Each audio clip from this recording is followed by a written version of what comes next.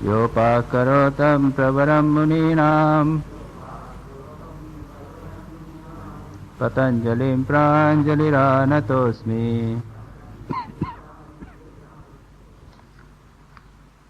विभूतिपाद देशबंध चित्तस्य धारणा तत्र प्रत्यय एकतानता ध्यानम् तदेव अर्थमात्र निर्भासम् स्वरूप शून्यमिव समाधिः त्रयमेकत्र संयमः तज्जयात् प्रज्ञालोकः। कैवल्यपाद जन्म औषधि मंत्र तपः समाधिजाः सिद्धयः जात्यांतर परिणामः प्रकृत्या पुरात् निमित्तम अप्रयोजकम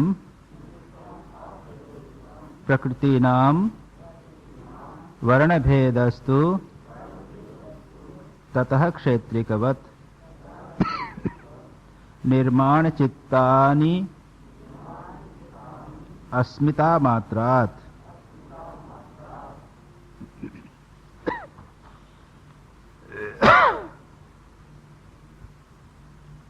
हम लोग पातंजल योग सूत्र के 3 अध्यायों का विस्तृत अध्ययन कर चुके हैं। पहले 2 अध्याय साधना की दृष्टि से अत्यंत महत्वपूर्ण थे। पहला तो समाधिपाद था, जिसमें ध्यान और एकाग्रता के कुछ जनरल प्रिंसिपल्स बताए गए थे। बहुत सारी साधनाएं बताई गई थी जिसके द्वारा मन को एकाग्र किया जा सकता है। दूसरे अध्याय में यम नियम आसन प्राणायाम प्रत्याहार, यम नियम आसन प्राणायाम प्रत्याहार, ये 5 साधन पातंजल योग सूत्र के 8 अंगों में से 5 का वर्णन था। और अगर यम नियम को भी अलग से विस्तार से देखा जाए तो अहिंसा, सत्य, अस्तेय, ब्रह्मचर्य, अपरिग्रह, ये 5, शौच, संतोष, तप, स्वाध्याय, ईश्वर प्रणिधान, ये 5 10, और 3 आसन प्राणायाम प्रत्याहार। इस तरह से 13 साधनाओं का विस्तार से हमने वर्णन किया था द्वितीय अध्याय। तीसरे अध्याय का प्रारंभ होता है धारणा, ध्यान, समाधि से, और इसीलिए उसमें जो पहले के इंपॉर्टेंट सूत्र हैं, आपने देखा होगा विभूतिपाद में धारणा, ध्यान और समाधि, इन 3 की डेफिनेशन पहले, दूसरे, तीसरे सूत्र में है। चौथे में उनका कंबाइंड, उसको संयम कहा गया इत्यादि। और उसके बाद में तीसरे अध्याय में बहुत सारी विभूतियां, साइकिक पावर्स, सिद्धियां जिसे हम कहते हैं, उसका वर्णन था। अब अंतिम जो चैप्टर है वो बेसिकली थियोरेटिकल चैप्टर, ये पूर्ण रूप से थ्योरी है, लेकिन उसमें हमारे कर्म और उनके संस्कार कैसे पढ़ते हैं उसके संबंध में बहुत कुछ महत्वपूर्ण बातें बताई गई। उसको हम संक्षेप में देखने का प्रयत्न करेंगे। उसकी जो टेक्निकलिटीज हैं उससे हम अपने को वी विल अवॉइड दैट। वो टेक्निकलिटीज जो हैं, वो जो फिलॉसफी पढ़ते हों, जो डिटेल में जाना चाहते हैं, उनके लिए है। हमारे लिए मन का स्वरूप, अहंकार, कर्म, कर्म के संस्कार कैसे पड़ते हैं और इन संस्कारों का परिणाम क्या होता है, इत्यादि इत्यादि जो बातें हैं, ये हमारे जीवन को दिशा देने के लिए हम कैसे जीवन व्यतीत करें, इसके लिए महत्वपूर्ण है। उस पर हम विचार करें। तो अभी हमने 2-3 सूत्र पर हम विचार कर चुके थे। पहला सूत्र था जिसमें पूर्व जो चैप्टर था उसके साथ मानो संबंध बताते हुए कहा था कि जिन सिद्धियों का वर्णन हमने आपको तीसरे अध्याय में किया, वे सिद्धियां और भी कुछ उपायों से प्राप्त हो सकती हैं, योग के अलावा भी। और 4 उपाय और बताए थे। वो था जन्म से, हमने कोई साधना तपस्या खूब की लेकिन सिद्धि प्राप्त नहीं हुई, इस जन्म में हमने नहीं हुआ, अगले जन्म में पूर्व जन्म के संस्कारों के कारण व्यक्ति को सिद्धि प्राप्त हो जाती है। मैंने कुछ दृष्टांत दिए थे। प्रोडिजियस चिल्ड्रन होते हैं, 5 साल का बच्चा शतरंज खेलता है और बड़े बड़े लोगों को डिफीट कर देता है। और वो सरोज बाला का मैंने दृष्टांत दिया था, प्रवचन देती थी 5 बरस की 6 बरस की बच्ची। तो ये क्या है, जन्म से सिद्धियां प्राप्त हुई। दूसरा औषधि से, वो भी मैंने पिछली बार कहा था कि कुछ दवाइयां हैं, आप भांग गांजा लिए, LSD लेवें, तो उनको कहते हैं माइंड रिवीलिंग ड्रग्स। कुछ नई नई बातें, कुछ नए नए परसेप्शंस आपको हो सकते हैं। तीसरा मैंने कहा था मंत्र का जप, एकाग्र होकर भगवान के किसी मंत्र का अगर जप किया जाए तो वो मंत्र की सिद्धि, मंत्र की स्पेशलिटी के कारण सिद्धियां प्राप्त हो सकती हैं। चौथा तपस्या, तपस्या से काफी कंजर्वेशन ऑफ एनर्जी होता है। तपस्या पे विस्तार से बात कर चुका हूं मैं, उसके विस्तार में अब नहीं जाऊंगा। तो तपस्या से एनर्जी कंजर्व होती है और सिद्धियां प्राप्त हो सकती हैं। और समाधि, और समाधि की चर्चा तो ऑलरेडी हो चुकी है। और जो इन सिद्धियों में जो महत्वपूर्ण बात है वो समाधि, ट्राई फॉर तपस्या साधना के द्वारा जो सिद्धि प्राप्त होती है, समाधि से जो सिद्धि प्राप्ति है वो ठीक ठीक समाधि सिद्धियां। उसके बाद में 2 सूत्र थे जो इस जन्म के बाद में या इसी जन्म में जो ट्रांसफॉर्मेशन ऑफ पर्सनालिटी हो सकता है उसके समय। और ये 2 सूत्र बहुत महत्व के थे, स्वामी विवेकानंद को बहुत प्रिय थे ये। जात्यांतर परिणाम, अन्य जाति में हमारी पर्सनालिटी का ट्रांसफॉर्मेशन, शरीर का मन का ट्रांसफॉर्मेशन कैसे होता है। स्वामी विवेकानंद और पतंजलि इस पर व्याख्या करते हुए दूसरे और तीसरे सूत्र में कहते हैं कि जो ट्रांसफॉर्मेशन होने वाला है उसका पोटेंशियलिटी, उसकी संभावना प्रत्येक व्यक्ति में विद्यमान। और मैंने 3 दृष्टांत दिए थे। जो अंतिम दृष्टांत था वो मैंने कहा था कि एक ब्लॉक ऑफ मार्बल, एक संगमरमर का ब्लॉक है, उसमें एक संत की मूर्ति की भी संभावना है और एक राक्षस की मूर्ति भी उसमें से बन सकती है। एक ही ब्लॉक है, उसमें बहुत सारी संभावनाएं विद्यमान। उसी प्रकार से पानी बह रहा है एक नहर में, वह किसी भी खेत में जा सकता है। यह निर्भर करता है हम पर कि उसको कहां पे बांध को तोड़ें, उसको कहां पे कनेक्ट करें कि जिससे ठीक ठीक जगह पे पानी जावे। और तीसरा दृष्टांत दिया था कि पानी जा रहा है खेत में, लेकिन खेत में झाड़ झंखाड़ भी हैं और अच्छी फसल भी लगी हुई है। अगर झाड़ झंखाड़ निकाल दिए जाएं तो उस पानी से अच्छी फसल बने। तो कुछ काम हमको करना पड़ता है। स्वामी विवेकानंद इस बारे में स्पष्ट रूप से कहते हैं, एजुकेशन का अर्थ क्या है? शिक्षा का अर्थ है हमारे भीतर अंतर्निहित जो पूर्णता है, manifestation of the perfection already in man. इस पूर्णता को मैनिफेस्ट करना। शिक्षा के माध्यम से हम नई चीज बाहर से कुछ नहीं डालते, उसके ऊपर का जो आवरण है, उसमें जो बाधा है उसको दूर करते। और स्वामी विवेकानंद ने यह सिद्धांत यहां से लिया। यह एक बेसिक महत्वपूर्ण सिद्धांत है। इस पर स्वामी विवेकानंद विस्तार से जाते हुए कहते हैं कि प्रत्येक मानव में एक डेविल और गॉड दोनों हैं। भगवान भी है और उसके अंदर शैतान भी, दिशा देंगे। और जैसे हम दिशा देंगे, और दिशा कैसे मिलती है इसके आगे के सूत्रों में और भी महत्वपूर्ण बातें बताई जाएगी। उसके बाद चौथे सूत्र में पतंजलि ने कहा था कि कुछ ऐसी वस्तुएं होती हैं, ऐसा एक कंसेप्ट है जिसे कहते हैं निर्माण चित्त। निर्माण चित्तानि। निर्माण चित्त क्या है? योगी अपने अहंकार से नए चित्तों का निर्माण कर सकते हैं। हमारा एक माइंड है और इस माइंड के माध्यम से हम कुछ कार्य कर सकते हैं और कुछ नहीं कर सकते। हमारी लिमिटेशंस है माइंड की। योगी हमारे अपने अहंकार से नए चित्तों का, मानो एक जिसे कहते हैं एक clean slate of a mind, निर्माण कर सकते हैं।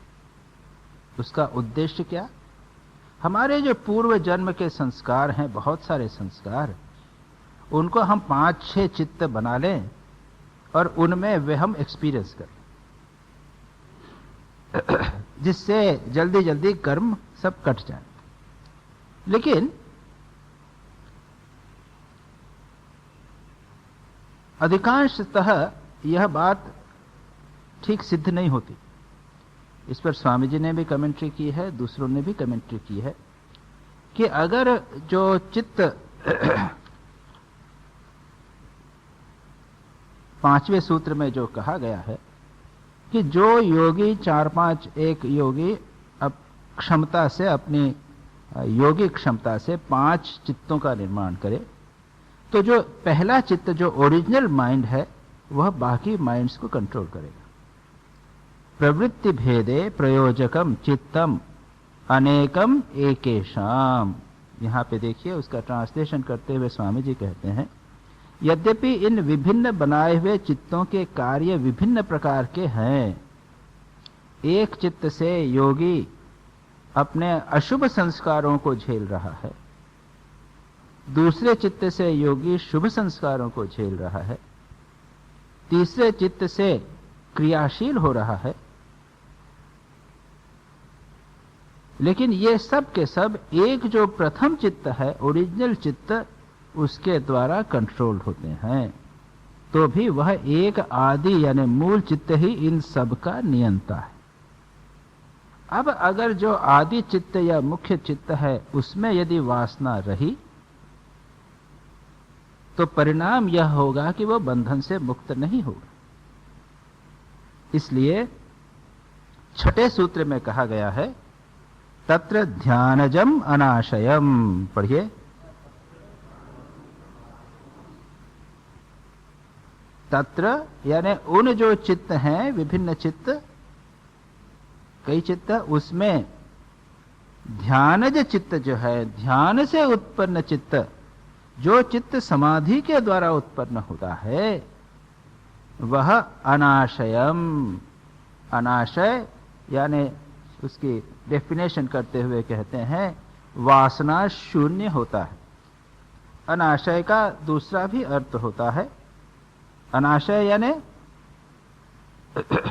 जिसमें जो वासना से उत्पन्न नहीं है और जिसमें वासना का संग्रह नहीं होता, यानी वासना रहित। स्वामी विवेकानंद कहते हैं वो वासना रहित। तो अधिक महत्वपूर्ण बात है मन को, चित्त को वासना से रहित करना। बहुत सारे चित्त बनाना ये यौगिक सिद्धि हो सकती है, लेकिन उससे मुक्ति होगी कि नहीं, यह कहना मुश्किल। और इसलिए वासना नाश का अगर प्रयत्न करें तो सिद्धि होगी। अगर बहुत सारे चित्त बनाए और उसमें हमने भोग किया है, तो भी बंधन में पड़ने की संभावना। तो इस सूत्र पर हम स्वामी विवेकानंद की व्याख्या देख लें। विभिन्न व्यक्तियों में हम जो विभिन्न प्रकार के मन देखते हैं, उनमें वही मन सबसे ऊंचा है जिसे समाधि अवस्था प्राप्त हुई है। जो व्यक्ति औषधि, मंत्र या तपस्या के बल से कुछ सिद्धियां, शक्तियां प्राप्त कर लेता है, उसकी वासनाएं बनी ही रहती हैं। पर जो व्यक्ति योग के द्वारा समाधि प्राप्त कर लेता है, वह केवल वही समस्त वासनाओं से मुक्त होता है। अब इसके आगे के सूत्र देखें। इसके आगे के जो 3-4 सूत्र हैं, 7वें से लेकर 11वें तक, 10वें तक, इनमें कर्मों का जो संस्कार पड़ता है उसकी चर्चा की। कर्मों का फल और कर्मों का संस्कार क्या पड़ता है, उसकी फल चर्चा की गई है। और यह भी अगर हम थोड़ी सी गहराई में जाएं तो हमें यह बताएगा कि हमें जीवन कैसा व्यतीत करना चाहिए, कैसे कर्म करना चाहिए इत्यादि। कर्मा शुक्ल कृष्णाम कर्मा शुक्ला कृष्णम योगिनस् त्रिविधम इतरेषाम। कर्म अशुक्ल अकृष्णम योगिनः त्रिविधम इतरेषाम। योगियों के कर्म, योगिनः कर्म, पहले योगियों के कर्म कितने कैसे होते हैं? अशुक्ल अकृष्ण। और इतरेषाम, हम लोग जो योगी नहीं हैं, हम लोगों के कर्म कैसे होते हैं? त्रिविधम, 3 प्रकार के। कौन से 3 प्रकार के? शुक्ल कृष्ण कृष्ण शुक्ल। यानी कर्म कुल 4 प्रकार के हुए। अशुक्ल अकृष्ण, दूसरे कृष्ण, दूसरे शुक्ल और शुक्ल कृष्ण। कृष्ण और शुक्ल का क्या अर्थ है? कृष्ण यानी काले, शुक्ल यानी सफेद। ये शब्द का टेक्निकल अपने वर्बल मीनिंग। कृष्ण यानी बुरे, शुक्ल यानी सफेद या अच्छे, शुभ। तो हम जो कर्म करते हैं वे या तो बुरे कर्म हो सकते हैं या अच्छे कर्म हो सकते हैं, या अच्छे या बुरे दोनों मिक्स्ड हो सकते। कैसे? थोड़ा सा देखने का प्रयत्न करें। कृष्ण जो दुष्ट व्यक्ति हैं, पाप कर्म करते हैं, इंटेंशनली अगर कोई पाप कर्म करे, बुरा कर्म करे, तो हुआ कृष्ण। शुक्ल, याद रखिए गीता में भगवान कहते हैं कि कर्म जो है उसका फल होता ही है। स्वामी विवेकानंद कर्मयोग में विस्तार से कहते हैं कि आप जो भी कर्म करोगे उसका कोई ऐसा कर्म नहीं है जो बिल्कुल ही बुरा हो, और ऐसा कर्म नहीं है कोई कि बिल्कुल ही साफ हो। अधिकांश कर्म कृष्ण और शुक्ल मिक्स्ड होते हैं। स्वामी विवेकानंद दृष्टांत देते हुए कहते हैं कि आप किसी की सेवा कर रहे हैं, डॉक्टर हैं, कोई रोगी बीमार पड़ा, उसको टाइफाइड हो गया या निमोनिया हो गया, हमने एंटीबायोटिक्स दी और उसको अच्छा कर दिया। लेकिन आपने जो एंटीबायोटिक्स दी उससे वो न्यूमोकॉकस जो था वो तो मरा, बैक्टीरिया जो है वो उसकी मृत्यु हो गई। जो टाइफाइड का ऑर्गेनिज्म था साल्मोनेला टाइफोसम, वो तो मर गया। इतने माइन्यूट प्राणियों का तो आपने नाश किया, भले आपने भला किया। इसलिए भगवान कहते हैं और गीता में बार बार कहते हैं कि अनासक्त होकर कर्म करो, न कर्म लिप्यते। अगर अनासक्त होकर कर्म करोगे तो शुभाशुभ फल तुमको लिप्त नहीं होंगे, लेकिन जो भी कर्म करोगे उसका फल होगा। कि वहां पर उस युद्ध में इतना संहार हुआ, तो ये संहार बुरा तो हुआ, लेकिन शुभ भी हुआ कि धर्म की संस्थापना हुई। शुभ और अशुभ दोनों हुए। प्रत्येक कर्म में शुभ और अशुभ मिश्रित है। इसलिए यहां पर कहा गया एक तो है शुक्ल कृष्ण दोनों मिश्रित, कॉमन जनरली। एक जो होते हैं अधिकांश कृष्ण। अब यूं तो क्या है, तो बहुत ऐसी, जैसे मारा, किसी को युद्ध किया, मरा, लोगों को मारा, हत्या की, तो भी उसमें कुछ शुभ होगा। जैसे लोग कहते हैं भाई भगवान जो करते हैं वो अच्छा ही करते हैं, किसी से बुरा कर्म कराते हैं तो भी अच्छा ही होगा, उसके पीछे एक विश्वास है। तो वो एक कोई व्यक्ति एक कर्म के पीछे उसमें से निकाल सकता है कि कोई अच्छा है। लेकिन स्वामी विवेकानंद तो कहते हैं परोपकारः पुण्याय पापाय परिपीडनम। एक डेफिनेशन कर ली है कि दूसरों के कल्याण के लिए जो कर्म करो वह पुण्य है यानी शुभ है, और दूसरों को कष्ट देने के लिए करो तो वह पाप। तो कुछ लोग हैं जो दूसरों को कष्ट देते हैं, क्रिमिनल्स हैं, बेसिकली उनकी टेंडेंसी यही है, तो वो हो गए कृष्ण कर्म। शुभ कर्म दूसरों का कल्याण करने का प्रयत्न करना विथ शुभ इंटेंशन, लेकिन उसमें कर्म प्राप्ति की उसके बाद अनासक्त होकर नहीं कर रहे। हम दूसरों की सेवा कर रहे हैं, दूसरों का परोपकार कर रहे हैं, लेकिन उससे पुण्य प्राप्त होगा, पुण्य प्राप्त करके हम स्वर्ग जाएं, तो वह शुक्ल हो गया। योगियों का शुक्ल भी नहीं और कृष्ण भी नहीं, वही अनासक्त होकर कर्म करते हैं इसलिए। और एक और कहा प्योर शुक्ल, पुण्य कर्म के अतिरिक्त भी एक प्रकार का शुक्ल कर्म होता है, जो शास्त्र का टीका करते हुए कहते हैं, जब हम शुभ चिंतन करते हैं, स्वाध्याय करते हैं, मन को भगवान में लगाते हैं, मन को सदा शुभ और उच्चतर स्तर पर रखने का प्रयत्न करते हैं, तो उसमें बाहरी किसी क्रिया से किसी को कष्ट नहीं होता, कोई बैक्टीरिया नहीं बढ़ता। स्वामी विवेकानंद कहते हैं हम श्वास लेते हैं तो कितने बैक्टीरिया बढ़ते। फिजिकल एक्टिविटी जितनी कम होगी और मेंटल एक्टिविटी जितनी अधिक और शुभ एक्टिविटी होगी, तो उससे शुक्ल कर्म होगा। ये 4 प्रकार के कर्मों की चर्चा यहां पर की गई। योगियों के कर्म अशुक्ल और अकृष्ण, क्लेशहीन। उन्होंने फल को त्याग दिया, फल संन्यास के कारण, संकल्प के द्वारा। संन्यास का के पीछे का भाव भी यह है कि संन्यास जब लिया जाता है तो समस्त इच्छाओं को त्याग करते हैं,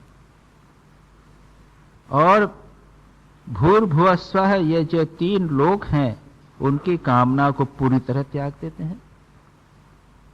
कोई इच्छा नहीं, कोई आयष्णा नहीं, पुत्रेष्णा, वित्तेष्णा, दारेष्णा, शरीरेष्णा, चित्तेष्णा, सबको संन्यास कर देते हैं। कर्म का फल पूरी तरह भगवान को समर्पित कर देते हैं। तो जो व्यक्ति योगी इस प्रकार से करता है तो वह निषिद्ध कर्म का भी त्याग कर देता है, और केवल स्वाध्याय तप लेकर रहता है। इसलिए क्लेशहीन होने के कारण वे अशुक्ल और कृष्ण, शुभ कर्म का फल भी नहीं चाहता, इसलिए वो अशुक्ल हुआ, और अशुभ कर्म तो त्याग ही दिया तो अकृष्ण हो गए। योगियों के 3 प्रकार के कर्म। अब आगे जो आप देखें, और ये अच्छे इंपॉर्टेंट सूत्र आ रहे हैं। ततस्तत् विपाकानुगुणानाम एव अभिव्यक्तिर्वासनानाम, ततः तत् विपाक अनुगुणानाम एव अभिव्यक्ति वासनानाम।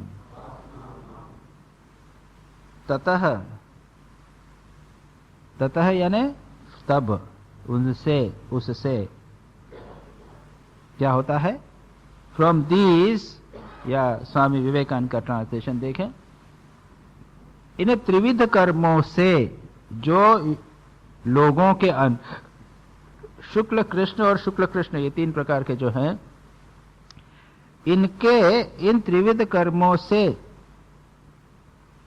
प्रत्येक अवस्था में वे ही वासनाएं प्रकट होती हैं जो केवल उस अवस्था में प्रकट होने के योग्य हैं। तत् विपाक यानी उसका फ्रूशन। तो जिन वासनाओं का जिस अवस्था में फ्रूशन संभव है उसी में उनकी अभिव्यक्ति होती है। इसको थोड़ा समझा कर देखते हैं। स्वामी जी कहते हैं, मान लो मैंने पाप, पुण्य और मिश्रित, कृष्ण शुक्ल और कृष्ण शुक्ल, ये 3 प्रकार के कर्म किए। अब इसका फल किसका फल मिलेगा।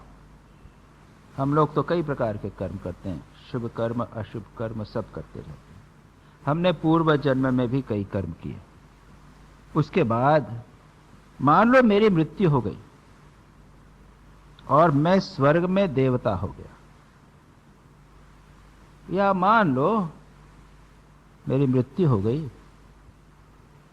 और जैसा भगवान गीता में कहते हैं कि दो प्रकार के योगी जन्म लेते हैं, एक तो धीमताम बुद्धिमान लोगों के घर में, और दूसरा योगिनाम एव कुले भवति धीमताम, या फिर राजगृह में, उच्च कुल में, या फिर योगियों के घर में व्यक्ति का जन्म होता है। क्या है? अर्जुन ने पूछा था कि योगी अगर योग भ्रष्ट हो जाए, योग कर रहा है, प्रयत्न कर रहा है, और याद रखिए ये मार्ग तो सुरस्य धारा जैसा है, इतना कठिन है और प्रलोभन आते ही रहते हैं। कोई निष्ठावान योगी भी होवे तो उसके जीवन में भी समस्या आ गई, योग भ्रष्ट हो गया, योग की अंतिम लेवल प्राप्त नहीं हुआ, तो उसका क्या होगा।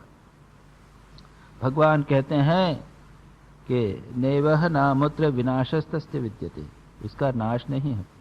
नहीं कल्याण के कश्चित दुर्गति तात गच्छति, वो किसकी दुर्गति नहीं होती। वो क्या होता है? वो क्या है? श्रीमताम गेहे या योगिनाम एव गेहे भवति।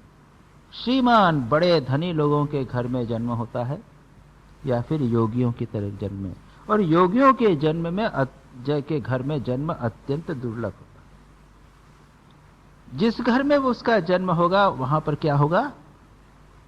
स्वर्ग की बात छोड़ दीजिए, इस जन्म की बात ली है। जो हमने कर्म किए हैं कृष्ण शुक्ल और कृष्ण शुक्ल तीन प्रकार के, और हमारे जो पूर्व जन्म के कर्म का संचित है, इन सब को मिल के एक रिजल्टेंट बनेगा, उसके अनुसार जन्म मिलेगा। जो जन्म मिला उसमें कौन से कर्म फलीभूत होंगे, विपाक किसका होगा? तद विपाक अनुगुणानाम एवं अभिव्यक्ति। जिस विपाक के अनुगुण यानी क्या? उनके विपाक के अनुरूप अगर परिस्थिति मिली तो उसका ही फ्रूशन होगा। योगियों के घर में एक जन्म हुआ, उदाहरण के लिए लीजिए, तो वहां पर तो भोग की संभावना ही नहीं। उसके पिता योगी, माता तपस्वी, माता संयमी, माता उदार। श्री रामकृष्ण के माता पिता की बात ले लीजिए, तो कैसे उच्च कोटि के माता थे। पिताजी तो अत्यंत निष्ठावान ब्राह्मण थे, तपस्वी थे, साधक थे। मां तपस्वी थी, करुणामयी थी, उदार थी। ऐसे घर में अगर जन्म होगा तो वहां पर तो भोग की संभावना ही नहीं। ऐसे में कौन से कर्म फलीभूत होंगे? तद अनुगुणानाम विपाक एव, जो अनुकूल होंगे वही होंगे। ऐसी स्थिति में उसके जो योग के जो कर्म है वही फलीभूत होंगे, बाकी कर्म फलीभूत नहीं होंगे। स्वामी विवेकानंद यही कहते हैं, मनुष्य देह की वासना और देह की वासना एक समान नहीं है। देवलोक में जाएगा तो उसकी जो प्रबल भोग की वासना वो आसानी से फुलफिल हो जाएगी। अगर वही व्यक्ति गरीब घर में जन्म लेता है तो उसको दूसरे प्रकार के फलों का फ्रूशन होगा, विपाक होगा, जो उसके अनुरूप होंगे, परिस्थिति के अनुरूप। देव देह खाना पीना कुछ नहीं करती। यदि बात ऐसी हो तो फिर आत्मा के वे पूर्व अभुक्त कर्म हैं जो उसके फलस्वरूप खाने पीने की वासना को जन्म देते हैं, वे सब भला कहां जाते हैं? देव, या दूसरा ले लीजिए दृष्टांत। मैंने दृष्टांत दिया भी था आपको, बड़ी इंटरेस्टिंग। कहते हैं कि अगर कोई व्यक्ति बच्चों के प्रति बहुत आसक्त है तो अगला जन्म जब होगा तो वह सुअर योनि बनेगा। क्यों? कि ये जो मानव देह है वह अत्यंत वात्सल्य की अत्यंत अभिव्यक्ति के लिए उपयुक्त नहीं है। उसके लिए तो सुअर कि जिसके 6-8 बच्चे और उसके साथ बैठ के आनंद करना, ये इस जन्म में साधना के लिए उपयुक्त स्थान। अच्छा, आगे स्वामी विवेकानंद और भी महत्वपूर्ण बात कहते हैं। जिस समय जिन वासनाओं के प्रकट होने के उपयुक्त वातावरण आता है उस समय केवल वे ही प्रकट होंगी, शेष सब संचित रहेंगे। इस जीवन में हमारी बहुत सी देवोचित वासनाएं हैं, बहुत सी मनुष्योचित और बहुत सी पाशविक वासनाएं हैं। जब हम देह धारण करते हैं तो केवल शुभ वासनाएं ही प्रकट होती हैं, क्योंकि तब उनके प्रकट होने का उपयुक्त अवसर आता है। जब हम पशु देह धारण करते हैं तो केवल पाशनिक वासनाएं ही ऊपर आती हैं और शुभ वासनाएं बाट देखती रहती हैं। अब इससे आगे एक बहुत महत्वपूर्ण बात स्वामी विवेकानंद कहते हैं। इससे क्या पता चलता है? यही कि वातावरण की सहायता से हम इन वासनाओं का दमन कर सकते हैं। That is the important thing, that is the practical thing. अपने आप को आप ऐसे वातावरण में रखिए जहां पर आपकी अशुभ वासनाएं अभिव्यक्त न होवे और नई वासनाओं का संस्कार न पड़े। वातावरण का प्रभाव यहां पर वैज्ञानिक दृष्टि से कर्म से संबंध करके, वासनाओं से संबंध करके उसको बताया गया है। जो कर्म उस वातावरण के उपयुक्त और अनुकूल हैं वे ही प्रकट होंगे। इससे यह स्पष्ट रूप से प्रमाणित होता है कि वातावरण की शक्ति स्वयं कर्म का भी दमन कर सकती है। कितनी महत्वपूर्ण बात कही। और इसीलिए रूल्स, रेगुलेशंस, आश्रम, अनेक नियम इत्यादि बनाए जाते हैं कि जिससे आपकी जो अशुभ वासनाएं हैं वो दबी रहे। इस पर प्रश्न उठ सकता है और कुछ लोग कहते हैं कि ये दमन तो अच्छा नहीं है। लेकिन याद रखिए, जिस प्रकार एक वृक्ष को बढ़ने के लिए एक पौधा लगा दीजिए आप। ये मध्य मार्ग के ऊपर बहुत से पौधे लगे हुए हैं। ये हमारे यहाँ पर जो हॉस्टल से तक जाने का रास्ता है उसके दोनों तरफ सिल्वर ओक लगे हुए हैं। इतने बड़े पेड़ हैं, अब तो बड़े स्ट्रांग हो गए हैं। जब लगाए थे तो उसके चारों तरफ एक प्रोटेक्शन था कि नहीं? और नहीं तो वो रहते नहीं, खत्म हो जाते।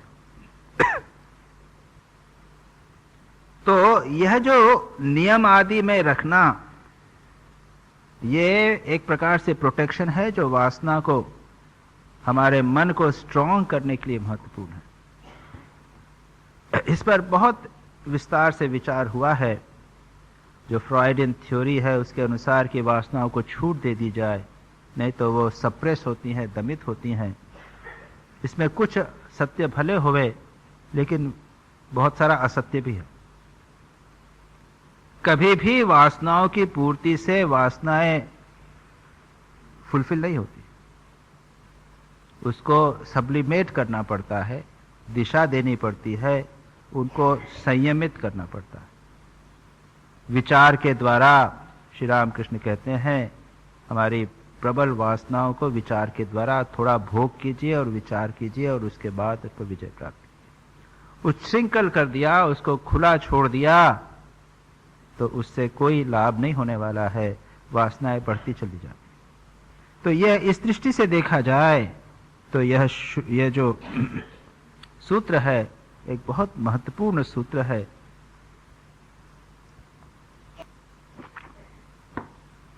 अब आगे चलें।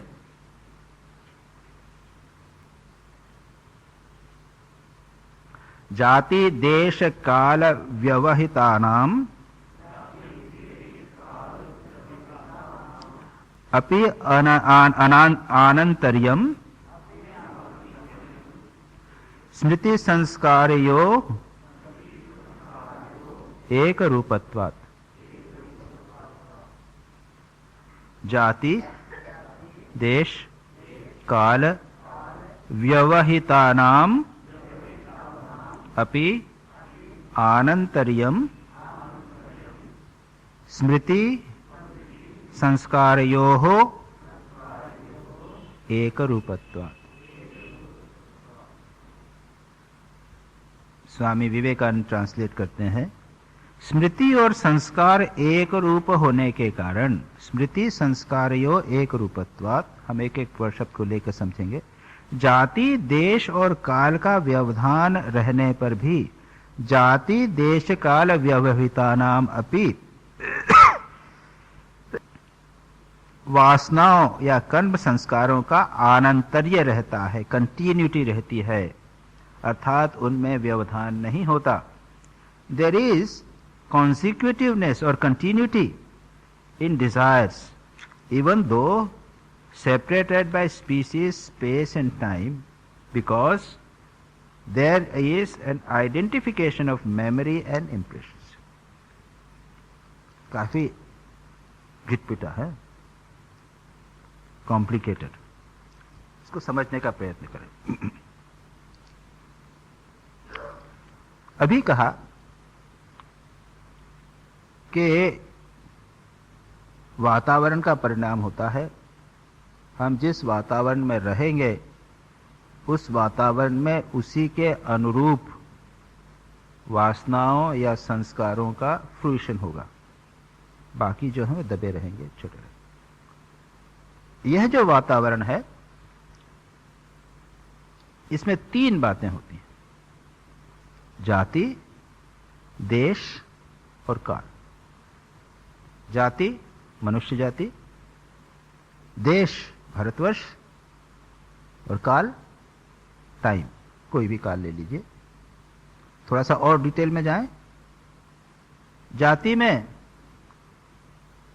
मनुष्य तो हुए, आप ब्राह्मण जाति में हुए, क्षत्रिय जाति में, वैश्य जाति, शूद्र जाति, ये से ले लिया। आप ऐसे कुल में जन्म हुए, जाति से आप कुल भी ले लीजिए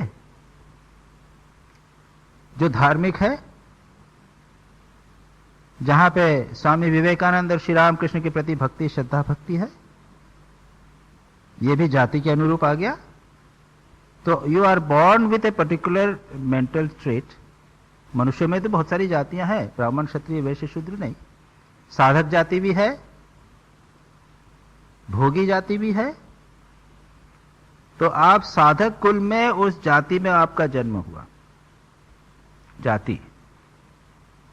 देश, थोड़ा सा मैं I am trying to explain, understand चीज को। देश, आपका जन्म वृंदावन में हुआ, काशी में हुआ, बेलूर मठ के पास में हुआ, ऐसे स्थान में हुआ कि जहां पर धार्मिक चिंतन नियमित रूप से होता रहता है। काशी में आप सुबह 4 बजे उठेंगे, तब से भजन चिंतन चालू हो जाता है। आप देखेंगे कि वो गंगा में लोग जा रहे हैं, भगवान का नाम लेते हुए जा रहे हैं। सुबह कैसेट बज रहा है तो श्री राम का जय राम, जय जय राम हो रहा है। सुबह से लोगों का भजन चालू हो जाता है, रात तक। बाकी बिजी हो गया, लेकिन एक एटमॉस्फेयर है, बिल्कुल इंटायरली डिफरेंट एटमॉस्फेयर। वृंदावन तो मंदिरों का नगर है। ऐसे स्थान में ये देश हो गया। और काल, अब तो कलिकाल आ गया, जो भी हो। लेकिन अगर आप श्री रामकृष्ण के समय आपका जन्म हुआ, जब कोई महापुरुष रहे उस काल में जन्म हुआ, तो क्या होगा? वे ही संस्कार आपके शुभ संस्कार उदित होंगे जो उसके अनुरूप होंगे, इस काल के, देश काल और जाति के अनुरूप होंगे, ये बता दिया। अब जो पड़े हुए हैं संस्कार, उनका क्या होगा? इस सूत्र में कहते हैं कि इन संस्कार जब पड़े रहते हैं, तो संस्कार यानी जो इंप्रेशंस पड़े हुए हैं, और स्मृति यानी उसका जब मन पर उदित होते हैं। संस्कार जब मन पर स्मृति के रूप में आते हैं उसको कहते हैं स्मृति, जब वो मैनिफेस्ट होते हैं। स्मृति और संस्कार एक रूप होने के कारण जाति देश काल के बाधा होने पर भी इन वासनाओं का आनंतर्य कंटिन्यूटी बनी रहती है। जब देश काल और जाति परिवर्तित होंगे तो पहले वाले संस्कार पुनः उदित हो सकते हैं अकॉर्डिंग टू देश काल और जाति। तात्पर्य यह है कि अगर हमको अभी देश काल जाति अनुकूल मिल गई तो प्रयत्न करके मुक्त हो जाइए, नहीं तो बहुत सारा संचित संस्कार पड़े हुए हैं, उनकी स्मृति पुनः जागृत होगी देश काल और जाति के अनुसार। स्वामी जी की व्याख्या पढ़ ले। समस्त अनुभूतियां सूक्ष्म आकार धारण कर संस्कार के रूप में परिणत हो जाती हैं। जब वे संस्कार फिर से जागृत होते हैं तब उसी को स्मृति कहते हैं। ज्ञानपूर्वक किए गए कर्म वर्तमान कर्म के साथ संस्कार के रूप में परिणत पूर्ण अनुभूतियों का जो परस्पर अज्ञान युक्त संबंध है, यहां पर उसका भी स्मृति शब्द से बोध होता है। यानी हमने अज्ञानपूर्वक कुछ कर्म किया और ज्ञानपूर्वक हमने कुछ वर्तमान किया, दोनों जब मिक्स्ड हो गए तो वो भी स्मृति स्वामी विवेकानंद कहते हैं। खैर कोई बात नहीं। प्रत्येक देह में वही संस्कार समष्टि कर्म का कारण होती है जो उसी जाति की देह से प्राप्त हुई है। ये भी समझ गए। भिन्न जाति की देह से लब्ध संस्कार समष्टि उस समय स्थिमित रूप से रहती है, वो दबी रहती है। हमारे जीवन में बहुत सारे बुरे संस्कार हैं, लेकिन हम आश्रम में आ गए हैं, यहां पर हम चाहें भी तो कुछ नहीं कर सकते।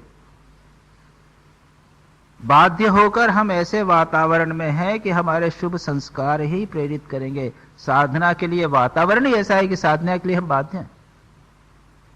कुछ संस्कार दबे रहते हैं, स्थिमित रूप से रहते हैं। प्रत्येक शरीर इस प्रकार कार्य करता है मानो वह उसी जाति की देह परंपरा का एक वंशज हो। इस तरह हम देखते हैं कि वासनाओं का क्रम नष्ट नहीं होता, यह यहां पर पता है।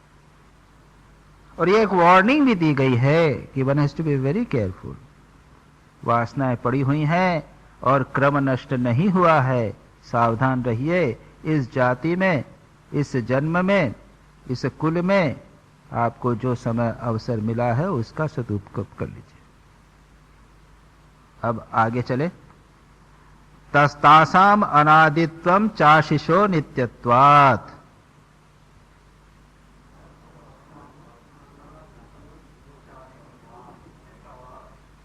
तासाम अनादित्वम च आशिषः नित्यत्वात्।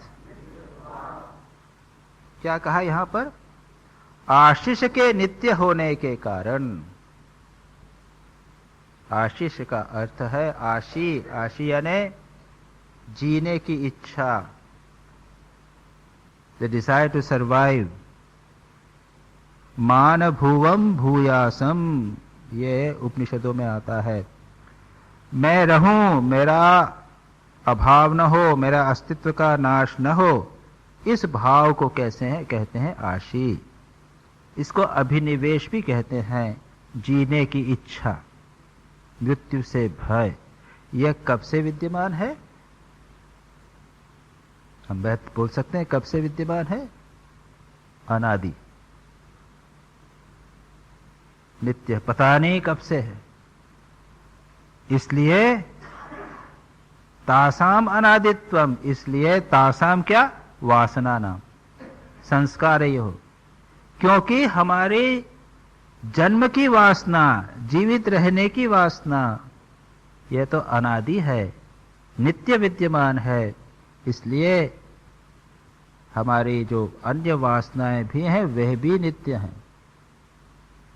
वे अनादि हैं।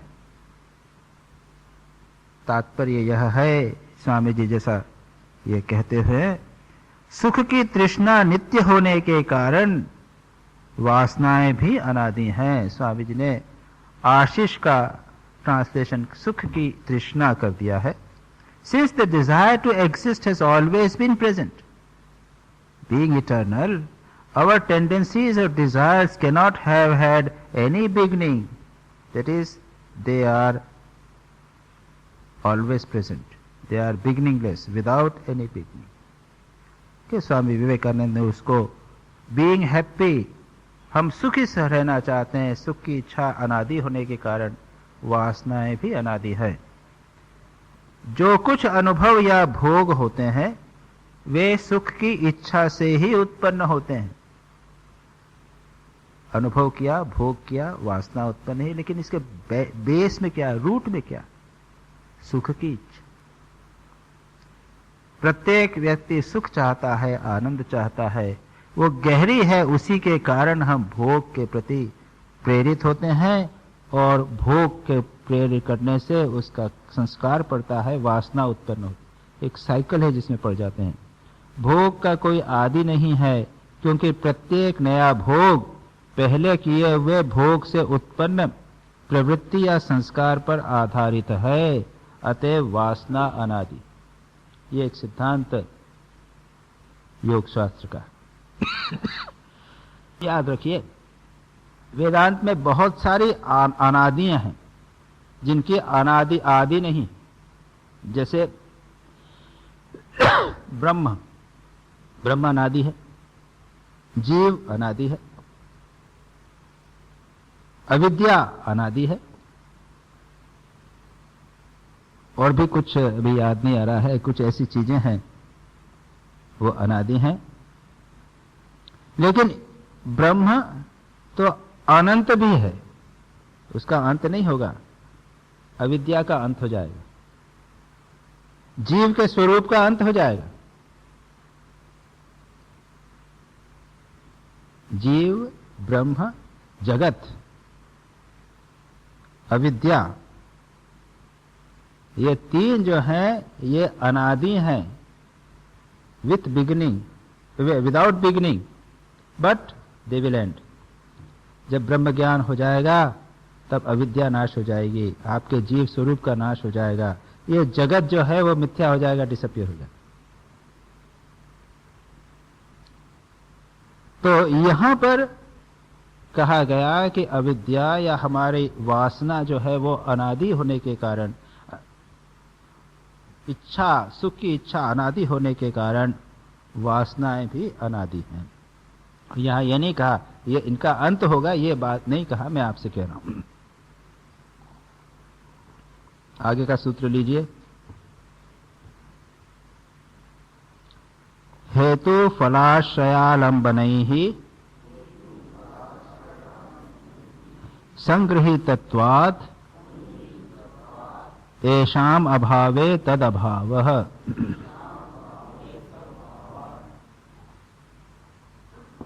हेतु, फल, आश्रय, आलंबनैः संगृहीतत्वात्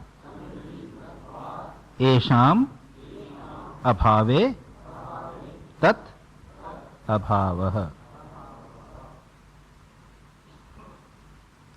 इसका सिंपल मीनिंग देख ले, स्वामी जी ने जो किया है।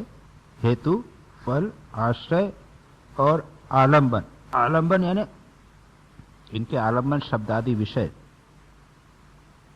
इनसे वासनाओं का संग्रह होता है। संग्रहीतत्वात् येषाम्, इनके चारों के अभाव से, अभावे तत् अभाव। वासना अनादि बता दिया। अब कहते हैं वासनाओं से संबंधित क्या क्या चीजें। एक तो है हेतु, उसका कारण, दूसरा है उनका फल, तीसरा है उनका आश्रय, और चौथा है उनका आलंबन। अब इनको थोड़ा सा देखने का प्रयत्न करें।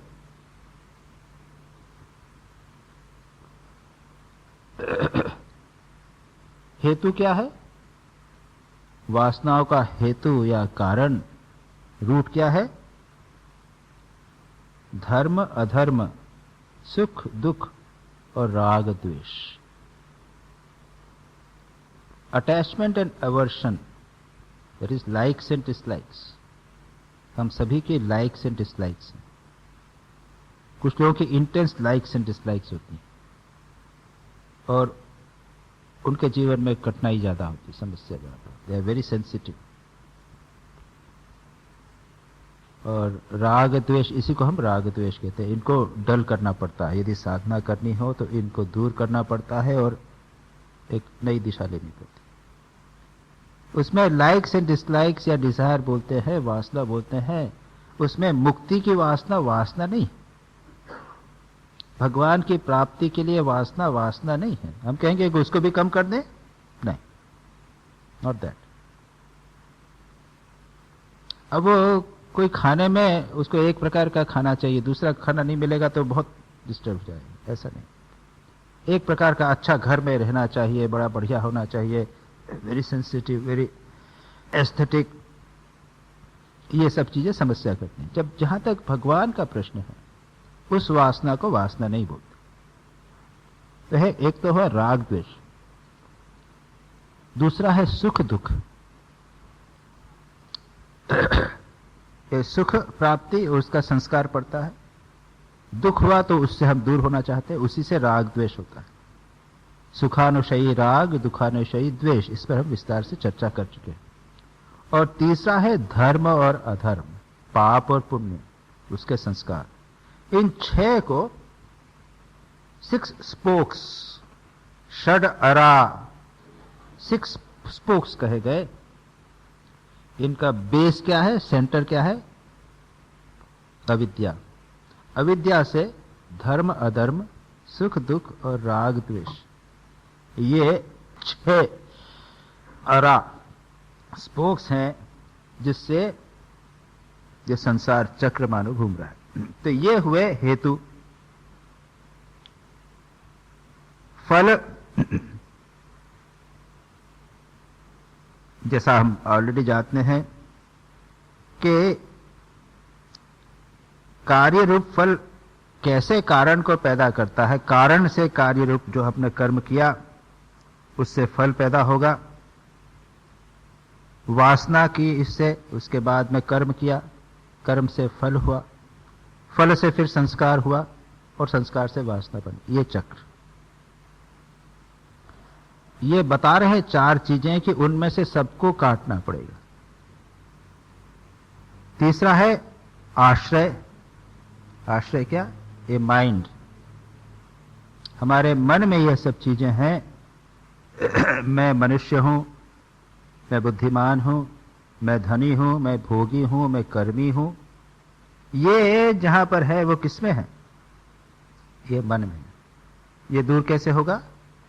ये विवेक ख्याति, विवेक ज्ञान से होगा। और आलंबन क्या है? विषय। ये वासनाएं, शब्द आदि, जो शब्द स्पर्श रूप ग्रंथ, ये विषय है, इससे संबंधित रहती। देखिए स्वामी विवेकानंद क्या कहते हैं। वासनाएं कार्य कारण सूत्र से ग्रथित हैं। कार्य किया, वासनाओं के द्वारा प्रेरित होकर कार्य किया, उसका परिणाम हुआ, किसी कारण से, वासना के कारण कर्म हुआ, कर्म से फल हुआ इत्यादि। मन में कोई वासना उदित होने पर वह अपना फल उत्पन्न किए लिए बिना नष्ट नहीं होती। तो कारण, उसके बाद कार्य। फिर चित्त समस्त पूर्व वासनाओं या कर्म संस्कारों का आशय है, रिसेप्टिकल। वासनाएं सब चित्त में पड़ी रहती हैं, एक बड़ा भंडार स्वरूप। ये वासनाएं संस्कार के रूप में संचित रहती हैं। जब तक उनका कार्य समाप्त नहीं हो जाता तब तक वे नष्ट नहीं होती। फिर जब तक इंद्रियां बाहरी विषय को ग्रहण करती रहेंगी तब तक नई नई वासनाएं भी उठती रहेंगी। यदि वासना के हेतु यानी कारण, उसका फल, उनका आश्रय मन और विषय नष्ट कर दिए जा सके तभी उनका समूल नाश हो सकता है। तो हमने देखा धीरे धीरे एक महत्वपूर्ण सिद्धांत पर पतंजलि पहुंच रहे हैं। हमारे मन में वासनाएं, संस्कार उनका स्वरूप क्या है, वह उन्होंने धीरे धीरे हमें समझाया है और आगे बताएंगे कि इसको किस प्रकार से नाश। यहां पर हम रोके, तो बहुत टेक्निकल है, मैंने यथासंभव उसको सरल करके बताने का प्रयत्न आपको किया। अगली बार 21 तारीख को, आज 14 है ना, 21 तारीख को प्रवचन होगा पातंजलि योग सूत्र के। योगेन चित्तस्य पदेन वाचाम मलं शरीरस्य च वैद्यकेन योपाकरोतं प्रवरं मुनीनां पतंजलिं प्राञ्जलिरानतोऽस्मि।